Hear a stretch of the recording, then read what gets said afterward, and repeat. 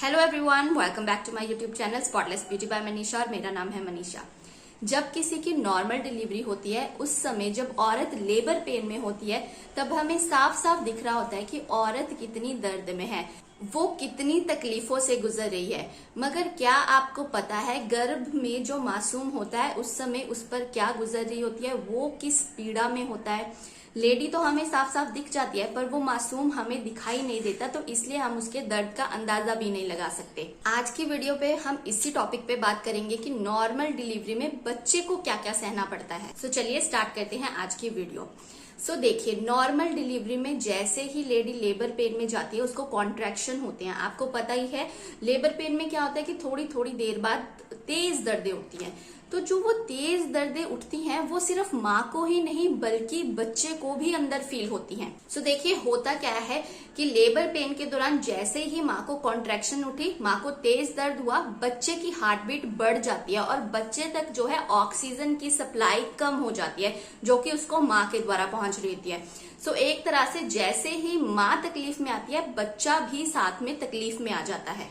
अब नेक्स्ट क्या होता है कि जैसे ही बच्चे का नीचे आने का टाइम होता है, जैसे ही बच्चा गर्भाशय से धीरे धीरे नीचे बर्थ कैनल की तरफ आता है ताकि उसकी वजाइना के थ्रू डिलीवरी हो सके, उस समय बच्चे के दिल की धड़कन कम होनी शुरू हो जाती है, उसकी जो हार्ट रेट है गिरनी शुरू हो जाती है। सो इस दौरान क्या होता है कि जब बच्चा नीचे की तरफ खिसक रहा है ना, सो कुछ केसेस में बच्चा जो है मेकोनियम रिलीज कर देता है, यानी कि अपनी पहली पोटी अपनी माँ के गर्भ में ही कर देता है। सो अंदर जो है स्ट्रेस भरा प्रोसीजर चल रहा होता है जिसकी वजह से अंदर बेबी स्ट्रेस की वजह से ऐसा कर देता है, क्योंकि उस तक जो है ऑक्सीजन अच्छे से पहुंच नहीं पा रहा, उस तक ब्लड अच्छे से नहीं पहुंच पा रहा। कई बार बेबी जो है माँ के गर्भ में पोटी तब भी कर देता है अगर लेबर पेन का जो लेबर का प्रोसेस है वो लंबा चला जाए या फिर एम्बिलिकल कॉर्ड की वजह से कोई दिक्कत हो रही हो, अदरवाइज प्लेजेंटा से रिलेटेड या फिर डिलीवरी से रिलेटेड कोई भी प्रॉब्लम है ना,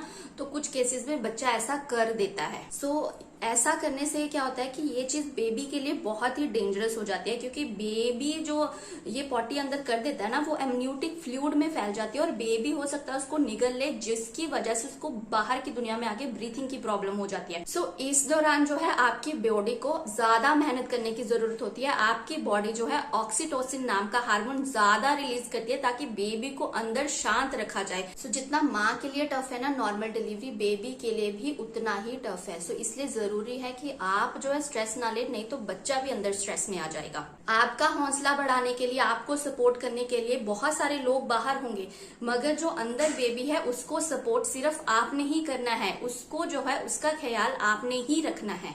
अब नेक्स्ट चीज क्या होती है, जैसे ही बेबी का बाहर निकलने का टाइम आ जाता है, जैसे ही बेबी का हेड जो है वजाइना के थ्रू दिखना शुरू हो जाता है, उस समय क्या होता है आपको एक बर्निंग सेंसेशन होगी। आपको अपने वजाइना के आसपास अंदरूनी हिस्से में जलन महसूस होगी, क्योंकि बच्चे का सिर जो है उस जगह पे रगड़ रहा है और आपको तो सेंसेशन होगी ही बर्निंग की, बेबी को भी जो है ना टाइट सेंसेशन होगी। उसे लगेगा उसकी सारी बॉडी इस तरह से किसी ने स्क्वीज कर दिया, इस तरह से उसकी बॉडी को कर दिया है। अब उसको जो है क्योंकि छोटे से वजाइना के छोटे से हिस्से से बाहर आना है, तो इसलिए ऐसा होता है कि उसकी बॉडी सारी स्क्वीज हो जाती है। अब यहाँ पे क्या होता है, उसकी सिर्फ बॉडी ही स्क्वीज नहीं होती, उसके हेड भी स्क्वीज हो जाता है। उसके हेड पे जो ये तीन हिस्से होते हैं ना, ये हड्डियां ओवरलैप हो जाती है। जैसे इस तरह से हेड है, उसकी हड्डियां इस तरह एक दूसरे के ऊपर चढ़ जाएंगी ताकि उसका हेड भी स्क्वीज हो जाए और वो वजाइना से इजीली बाहर आ सके। ये जो बेबी जो नॉर्मल डिलीवरी में स्क्वीज होके सारा बाहर आता है ना, ये बेबी के लिए हेल्पफुल होता है, उसको बाहर की दुनिया में एकदम से सांस लेने में, एकदम से बाहर की दुनिया में इन्वॉल्व होने में। तो देखा आपने, इस पूरे नॉर्मल डिलीवरी के प्रोसेस में सिर्फ आप ही नहीं बच्चा भी बहुत कुछ सहता है। तो जब भी आपको कभी अब लेबर पेन हो तो आप ध्यान रखें कि उसमें आप अकेली नहीं है, आपका बेबी भी आपके साथ उतने ही दर्द में है। अब आपको जो है ना थोड़ा टफ बनना पड़ेगा, क्योंकि इस टफ टाइम में ना आप ही उस मासूम का सपोर्ट सिस्टम है।